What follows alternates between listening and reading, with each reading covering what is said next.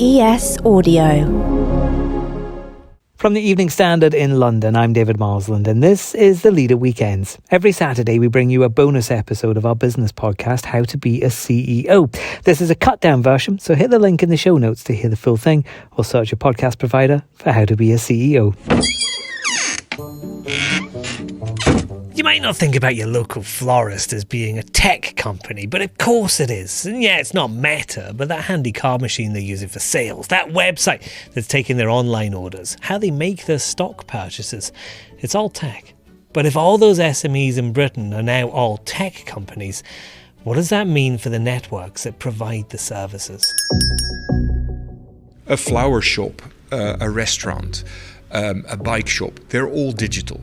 So the demand for digital technology to always work, and also to be able to swap out digital technology if in the future something better comes along, is really important. So they need a partner that can anticipate what those needs are.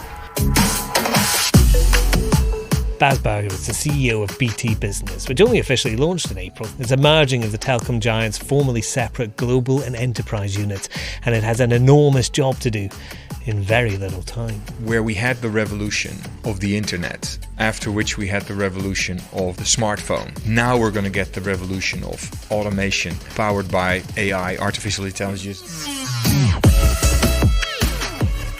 I'm David Marsden from the Evening Standard. We're going to be talking to Bas about the challenges faced by BT businesses. Where do you even start when you're taking on something as big as this? And why would you want to take that responsibility in the first place? But when we meet at their HQ in London's Whitechapel, the first thing I want to know is, something like BT Business, which employs 24,000 people, is a huge undertaking for a company. So why does it need to exist?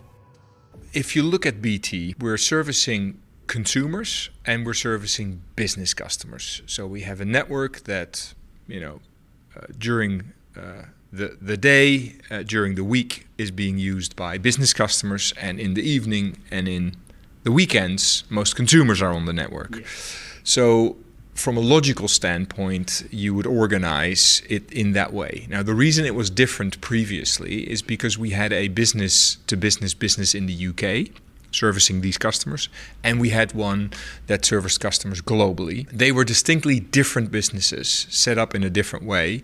But over the past 5 years, I had the privilege of leading the global organization.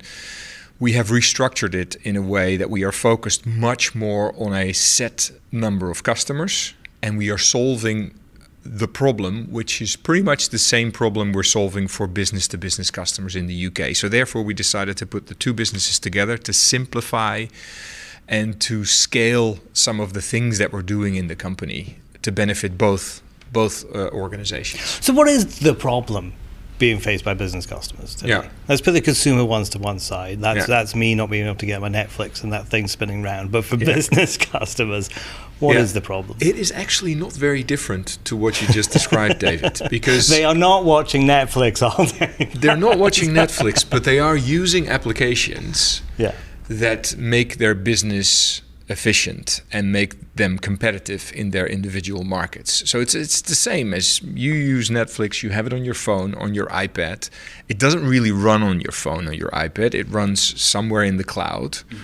Businesses do that as well. They use applications to communicate with their people in the organization, to communicate with their customers. They use applications to run their supply chains, to send out bills, etc. And all these applications, they either sit in their own data center, sometimes under their desk on a PC, but moreover, it sits in the cloud. Yeah. So connectivity is extremely important to always work for organizations to be relevant and to continue to exist.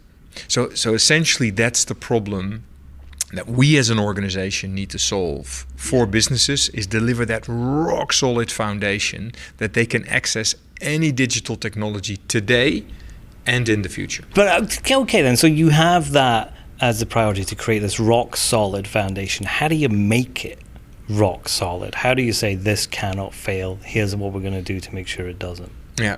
Well, first off, you start with customers. So you ask customers, what is it that you want to do in your individual market, not today, but in the future. We're trying to solve problems for customers in the long-term future. So we ask them, what is it that you think? And sometimes they do know, sometimes they don't know. But one thing that's for sure is that we see that digital technology in general is going to solve most problems that customers have in the future. And most companies will be run as a digital company. It's no longer the case that it's only banks or insurance companies or tech companies that are digital companies, but a flower shop, a restaurant, a bike shop, they're all digital.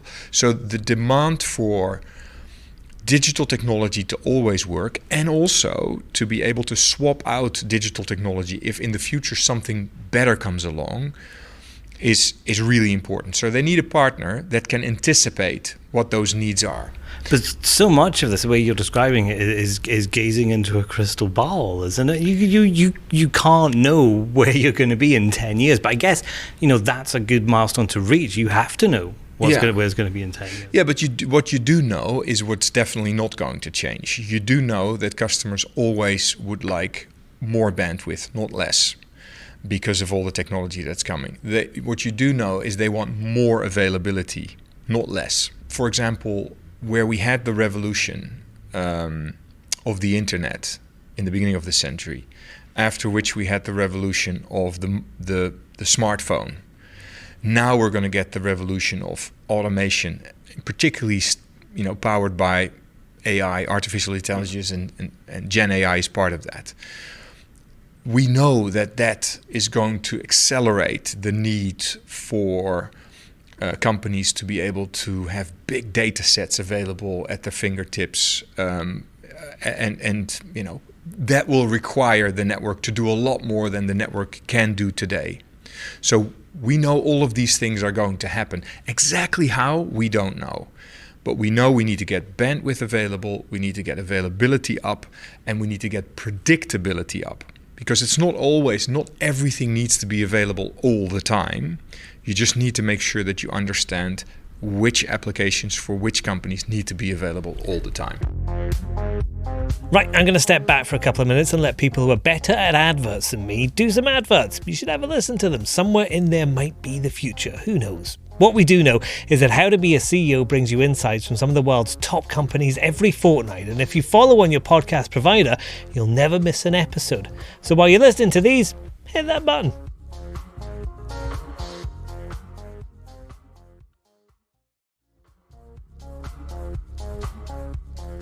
When this position was created, did you pursue it, or were you offered it and we're kind of like, I don't know if I want to do that?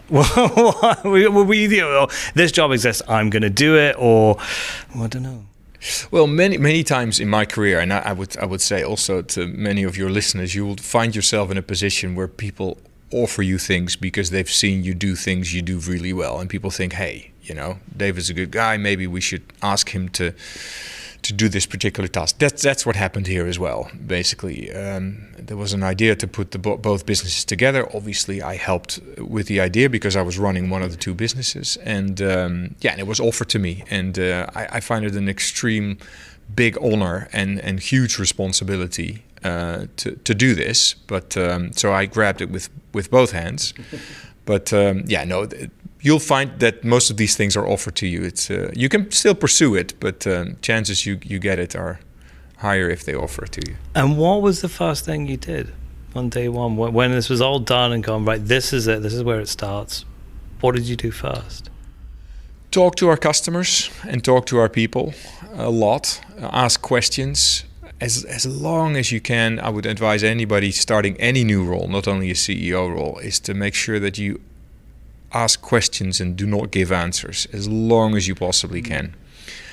So I did that. I spent a lot of time with customers. For me in the UK part was fairly new, and the SME market, the small and medium enterprise market, was new. So I spent a lot of time talking to customers and talking to people that knew what the problems were in the market that we needed to solve. And obviously to our people. We are a people business, so we are very, very much dependent on the skill sets and the knowledge our people have that deliver the technology. So I spent a lot of time with our people here in the UK in particular. And when you, after talking to those people, did you sort your priorities by, okay, this is the biggest thing we have to do, or by, I can do this right now? A little bit of both. Look, as a CEO, you have a few tasks, but the biggest task is to set a direction, to make sure you focus on the long run. So with all the listening that I did, I tried to figure out, and also talking with all my colleagues and the people, is try to figure out what is the direction that we're going to go to in the long run. You need to have a long-term focus, particularly in our business. Our business is we just spoke about the network being built 130 years ago. The fiber we put in the ground and the antennas we're putting up today, they're going to be there decades from now, long after I'm gone. So you have to have a long-term strategy. What are you going to do with that? So that's where I spend most of my time, is to say, what is the direction of the company? What are we going to do? But moreover, what are we not going to do? That was Bas Burger, CEO of BT Business. For more interviews, news and analysis, head to standard.co.uk/business or pick up the Evening Standard newspaper.